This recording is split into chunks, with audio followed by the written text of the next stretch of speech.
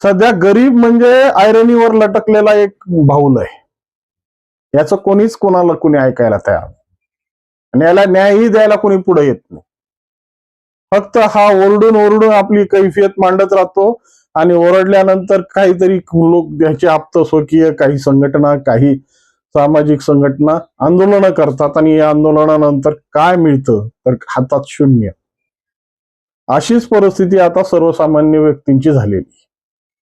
तर एखादं high voltage matter असेल, एखादं पॉलिटिकल गेन करणारा मॅटर असेल, एखाद्या प्रेस्टिज पॉइंट असेल की लगेच त्याला फटाफट उचललं जातं आणि महाराष्ट्राच्या पटलावर चर्चेचा एक स्वरूप बनलं जातं. परंतु सर्वसामान्य माणसाच्या घटनेला कसलाही, भलेही त्याच्यात खूप मोठी षडयंत्र दडलेली असतील, खूप मोठ्या प्रमाणात त्याच्यात हलगर्जीपणा व्यक्त केलेला असेल, तरीही त्यावर कोणी लक्ष द्यायला तयार नाही. अशीच घटना या बीडच्या जिल्हा रुग्णालयात वारंवार घडतायत. आणि या बीडच्या जिल्हा रुग्णालयात या घडणाऱ्या घटना कितीतरी जणांचे प्राण हिरावून घेत आहेत. तरीही प्रशासनाची तोंडावरचं बोट आजही खाली यायला तयार नाही. न कोणी याच्यात दखल घ्यायला तयार आहे, ना ह्याच्यावर कोणी गुन्हे दाखल करायला तयार आहे. मात्र दुसरीकडे पाहिलं तर ज्या पद्धतीने सुपर स्पेशालिटी हॉस्पिटलांचं जे जाळ आहे ते मोठ्या प्रमाणात वाढू लागलेलं आहे. वर्षाला कमीत कमी 5 तरी सुपर स्पेशालिटी हॉस्पिटलांचं उद्घाटन ही बीड शहरात होतं किंवा बीड जिल्ह्यात होतं. याचं नेमकं कारण काय आणि याच्यात नेमकं शासनाची भूमिका काय, याचंच विश्लेषण करण्यासाठी आज तुमच्या समोर. गेल्या 2 वर्षापासून बीड जिल्ह्याचं जिल्हा रुग्णालय हे पूर्णपणे चर्चेच्या केंद्रस्थानी आहे. त्या छाया पंचा या महिलेचं प्रसूतीनंतर अतिरक्तस्रावानंतर झालेला दुर्दैवी मृत्यू आणि त्यानंतर काल परवा केज मधील एका पोक्सो अंतर्गत गुन्हा दाखल झालेल्या धीवर या आरोपीचं जिल्हा रुग्णालयातल्या जिल्हा रुग्णालयात त्याच्या बॅरेक्स मध्ये झालेला त्याचा मृत्यू. या 2 घटना या अशा पद्धतीनं पटलावर आल्यात की या दोन्ही घटनेचा जर विचार केला तर याच्या सरासर डॉक्टरांचा हलगर्जीपणा समोर येतो. परंतु यावर बोलणारे कमी आणि याला दाबणारे जास्त, कारण हितसंबंध लपलेले आहेत.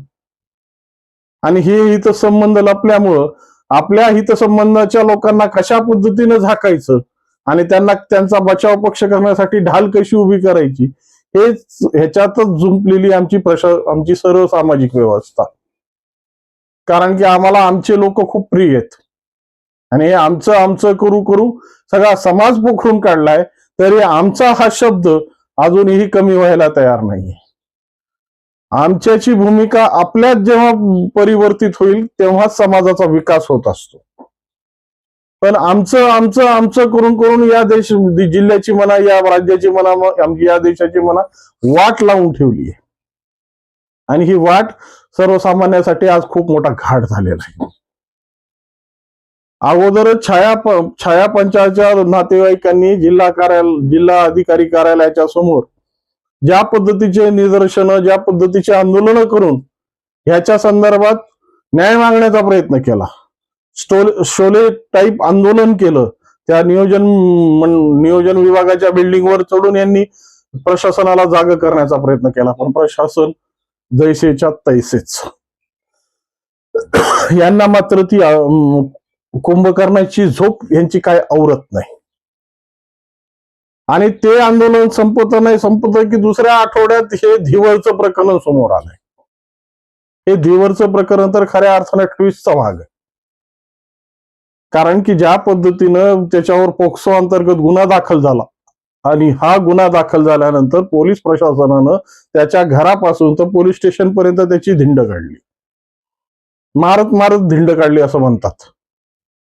आणि ह्या ज्या काही मारलेल्या घटनेमध्ये जे काही त्याला मार लागला, त्या मारामुळे त्याच्या इंटरनल इंजुरीज मोठ्या प्रमाणात झाल्या. आता इंटरनल इंजुरीज मोठ्या प्रमाणात झाल्या, तर जेव्हा याला न्यायालयासमोर हजर केलं असेल या सगळ्या गोष्टीसाठी, तर त्यावेळेस न्यायालयाने जेव्हा याला MCR केला, तेव्हा MCR झाल्यानंतर ज्या पद्धतीने याचं मेडिकल चेकअप होतं, आरोपी जेलमध्ये जाण्याच्या अगोदर 100 कात्रीतून बाहेर पडतो, 100 चौकटी त्याला क्रॉस करावे लागतात. आता अँटीजेन टेस्ट आहे, त्याचा बीपी चेक करणं आहे, त्याच्या स्वास्थ्याच्या संदर्भात. आता या सगळ्या घटनांचा जर विचार केला, तर जेव्हा त्याला जेलमध्ये नेण्यात आलं, तेव्हा ह्या सगळ्या तपासण्या झाल्याच असतील ना. आणि ह्या सगळ्या तपासण्या झाल्यानंतर त्याला जेलमध्ये रवानगी केली, आणि जेलमध्ये दुसऱ्या तिसऱ्या दिवशी त्याला ज्या पद्धतीची यातना सुरू झाल्या, ज्या पद्धतीचं त्याची परिस्थिती झाली, त्यानंतर जेल प्रशासनाने त्याला जिल्हा रुग्णालयात आणून दाखल केलं. जिल्हा रुग्णालयात जर दाखल केलं असेल आणि अतिसंवेदनशील जर रुग्ण असेल, आता आरोपीची भूमिका संपली, आता ते रुग्ण झाला, पण या रुग्णाला त्या जेलच्या कायद्याअंतर्गत ज्या पद्धतीच्या बॅरेक्समध्ये टाकून, त्याच्या विशेष एका दालनामध्ये टाकून त्याच्यावर ज्या पद्धतीचे उपचार व्हायला पाहिजे, ते उपचार का झाले नाहीत? ज्या पद्धतीने त्याचे घरचे आणि संघटना त्याच्यावर या जिल्हा रुग्णालयावर आरोप लावतात की त्याला जेव्हा इस्पितळात दाखल करण्यात आलं तेव्हा त्याच्याकडे कोणी पाहिलं नाही, आणि हा जेव्हा आरडाओरडा करायला लागला तर ह्याचे हातपाय हे बेडला बांधण्यात आले होते. आता ह्याच्यात सत्य काय तथ्य काय हे चौकशी अंतीच लक्षात येईल. परंतु ह्याच्यावर उपचार कशा पद्धतीने झाले आणि ह्याच्यावर कशा पद्धतीनं ह्याला ट्रीट करण्यात आलं, हे खऱ्या अर्थानं ज्या जिल्हा रुग्णालयाच्या परिस्थितीवर अवलंबून आहे. आणि जिल्हा रुग्णालयाची परिस्थिती तर सध्या आता चौहट्यावर चांगल्याच पद्धतीने मांडून पडलेली, कारण की यांना माणसाच्या संवेदना दिसत नाहीत, यांना माणसातला जे काही विकार आहे तो दिसत नाही, ह्यांना दिसतो फक्त तो वशिला आणि पैसा. जर पैसा वतला यांच्या हिशोबाने, जर यांच्या पद्धतीनं जर सगळं करत राहिलो, तर यांच्यासाठी ते रुग्णासाठी उपचार करायला हे कुठंतरी थोडं पुढं सरसावतात. आणि मात्र या प्रकरणाची परिस्थिती ज्या पद्धतीने झाली, आता खऱ्या अर्थानं डॉक्टरला ही तोंड नव्हतं की याला माझ्या प्रायव्हेट हॉस्पिटलमध्ये घेऊन या, कारण की जेलमधला कैदी आहे ना. जेलमधल्या कैद्याला जर प्रायव्हेट हॉस्पिटलमध्ये घेऊन या म्हणलं तर नोकरीवर गदा येईल. पण त्यापेक्षा काय करायचं की आपल्या कर्तव्यात कसूर ठेवायचं, आपण आपल्या पद्धतीने वागत राहायचं. आहे ते इंजेक्शनचा औषधाचा स्टॉक कुठं जातो, कशा पद्धतीने जातो, आता ते प्रशासनालाच माहिती, या आरोग्य विभागातल्या. कारण की सर्वसामान्य माणसाला उपचारच मिळत नाहीत. जेव्हा यांना उपचार करायचे, तेव्हा जेव्हा यांच्याकडल्या ज्या काही हाय अँटीबायोटिकच्या ज्या डोस आहेत, ते शेवटी पर्यायानं त्या पेशंटला बाहेरूनच विकत घ्यावे लागतात. मग या सगळ्या गोष्टीचा जो परिपाक आहे, तो सर्वसामान्य माणसासाठी फक्त ही दवाखाने म्हणजे नाममात्र उभी केलेले ठोकळे आहेत का? या ज्या पद्धतीने सर्वसामान्य माणसाचा उपचार व्हायला पाहिजे, ज्यांची ऐपत नाही त्यांना आरोग्यही ठणठणीत राहिलं पाहिजे, याचं काही घेणं देणं या जिल्हा प्रशासनाला किंवा जिल्हा रुग्णालयाला याचं काही घेणं देणं नाहीये. त्यामुळं आज ज्या परिस्थितीमध्ये हे जिल्हा रुग्णालय ऐरणीवर येत आहे, आणि ज्या पद्धतीची मुजोरशाही, ज्या पद्धतीची आपल्या पद्धतीची हुकुमशाही या दवाखान्यात, या इस्पितळात निर्माण झाली आहे ना, तो सगळ्यात मोठा प्रश्नचिन्ह उभा आहे. सिव्हिल सर्जन येतात, जिल्हा शल्य चिकित्सक म्हणतात त्यांना, ते येतात जातात, आपल्या पद्धतीने आपली रोप दाखवतात, कधी काही नाही मिळाल्यानंतर कर्मचाऱ्यावर बडगाई दाखवतात. पण परिस्थिती ही रुग्णांच्या संदर्भात चांगली व्हावी या संदर्भात मात्र यांच्याकडे कसलाही प्रयत्न होत नाही. आणि या जिल्हा रुग्णालयाची सगळ्यात मोठी परिस्थिती म्हणजे राजकारण्यांसाठी हे सगळ्यात मोठं एक सहानुभूतीचं दालन आहे. आजपर्यंत खऱ्या अर्थानं ज्या भौतिक विकासामध्ये ज्या पद्धतीचा उच्चांक या जिल्हा रुग्णालयाने गाठला, 1000 खाटाचं विशेष दालन, 2000 खाटाचं विशेष दालन, या मशीनचं उद्घाटन, त्या मशीनचं उद्घाटन, त्या मशीनचं उद्घाटन, असं उद्घाटन करत करत यांनी सगळ्या पद्धतीचा TRP म्हणजे प्रसिद्धी ओढून घेतली. परंतु आजच्या परिस्थितीमध्ये या जिल्हा रुग्णालयात ज्या काही यंत्रसामग्री देण्यात आलेली आहे, हे 200 खाटाचं 1000 खाटाचं किंवा ज्या पद्धतीची अद्ययावत सुविधा देण्यात आल्या, त्या सुविधांचं परिस्थिती काय हे कधी कोणी तपासलं? जर एखादा VIP पेशंट आला आणि त्या पद्धतीनं त्याला ट्रीट करण्यात आलं, तेवढ्या पुरताच त्या मशीनचा उपयोग होतो. बाकीच्या ठिकाणी त्या मशीनी गुंडाळून बाजूला फेकल्या जातात.